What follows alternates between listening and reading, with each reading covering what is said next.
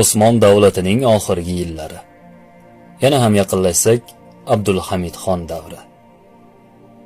Osmon davlatida chekka bir qishlog'ida oddiy musulmon bir dehqon hayot kechirardi.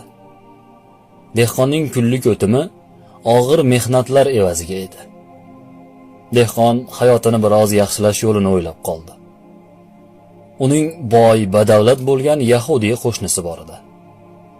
Qo'shnisidan maslahat so'rab, "Menga ayting-chi, sizlar qanday boy, badavlat yashaysizlar?" Shunda Yahudiy, "Istasang sen ham shunday boy bo'lishing mumkin. Agar men aytganday qilsang, tez fursatda boyib ketasan", dedi. Boyga dehqon, "Nima qilishim kerak?" deb so'radi. Yahudiy, "Hamma ishni men aytgandek qil.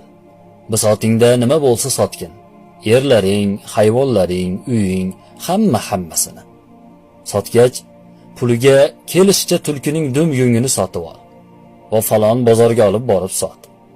U hammasi bir kunda sotilib ketadi va sen qarabsanki, boy odamga aylanasan."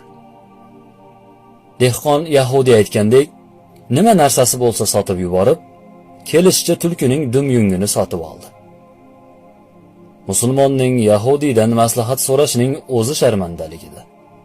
Dehqon Yahudiy aytgan bozorga borib, yunglarni yoydi. Kun oxirigacha yunglarni sotilishi tursin, birorta kishi uni narxini ham so'ramadi. Dehqon bu ishdan bosh qotib qoldi. Axir Yahudiy nima degandi? Bu esa nima ahvol? Xarob bo'ldim-ku. Dehqonga rahmi kelgan bir savdogar unga, "Sen Sulton Abdulhamid Xon xalqni qabul oladigan kunni poylab, u kishi bilan uchrashgin va boshingga tushgan bu kulfatni ayt. Biror yechim aytadi", deya maslahat berdi. Dehqon sulton bilan ko'rishish uchun navbatga turdi. Navbat kelgach, Sulton Abdulhamid Xon bilan ko'rishib, unga bo'lgan ishni hammasini aytib berdi. Abdulhamid Xon bu voqeani, Yahudiyni bu bergan maslahatini eshitib, dehqonga dedi: "Sen Qur'oni Karimdagi Yahudiylar haqida nozil bo'lgan oyatlarni o'qib o'rgangin. Endi tulkining yungiga kelsak, uni yana o'sha bozorga olib bor va 2 oltindan kamiga sotma." Dehqon Abdulhamid Xon so'zdan ajablanib, "Sultonim, bu ish bermadi. Siz ham Yahudiy bergan maslahatni beryapsiz.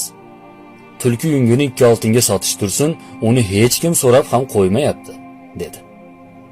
Abdulhamid Xon, "Sen Yahudiy aytganini qilibsan-ku, men aytganini ham qilgin. Borib 2 oltindan kamiga sotma." Dehqon u kishining aytganini qilib, yana o'sha bozorga bordi.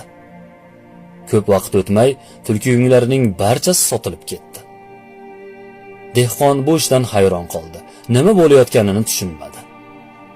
Sulton Abdulhamid Xon dehqon chiqib ketishi bilan yangi qonun joriy qilgandi. Agar qaysi bir Yahudiy men bilan ko'rishmoqni istasa, yelkasiga tulki dumidan bo'lgan yungni tashlab, keyin mening qabulimga kirishi mumkin. Aks holda qabul qilinmaydi, degan qonunni joriy qilgandi. Dehqonning ishi hal bo'lganini eshitgach, Abdulhamid Xon bu qonunni ertasi kuni yana bekor qilib yubordi. Bu voqea Osmon davlatiga tegishli tarixiy arxivlarda hozirgacha saqlanib keladi. Abdulhamid Xonning bu zakovati, aqliy salohiyati haqida so'z borar ekan, Germaniyaning birinchi kansleri von Bismarckning ushbu so'zlarini keltirishimiz mumkin. Dunyodagi barcha aql 100% bo'lsa, 90% Abdulhamidda, 5% menda, yana 5% boshqalarda.